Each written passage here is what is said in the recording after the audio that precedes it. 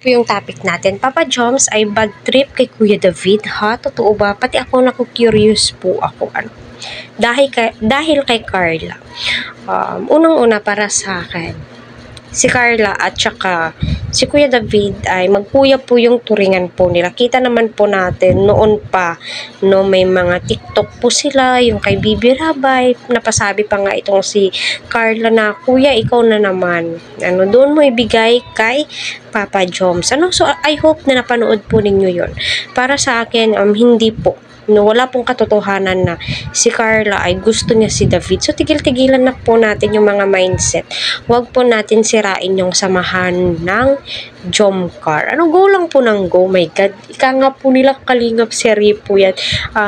Nilalagyan po ni Kalingap Prab ng twist.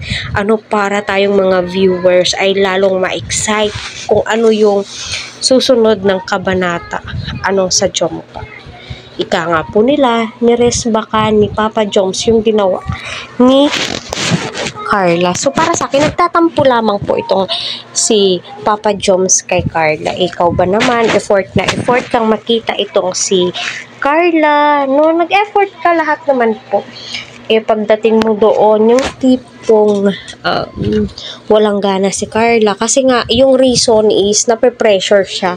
Totoo naman po, nakaka-pressure naman po talaga yung nursing. Lalong-lalo na kung hindi yun yung kursong gusto mo. Pero, anong nakain ni Carla? Bakit siya kumuha ng kurso na hindi fit sa kanya?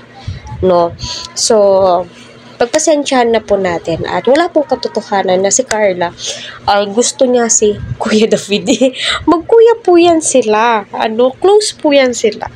At alam naman po natin na itong si Kuya David noon pa lamang po ay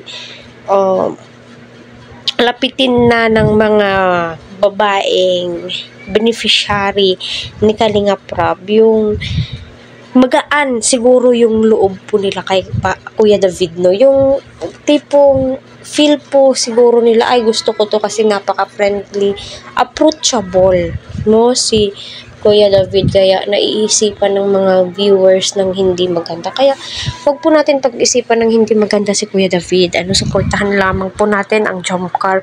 Wag po tayong maniniwala sa sinasabi po nilang mas bagay si David at saka si Carla. Wala pong ganun. My God.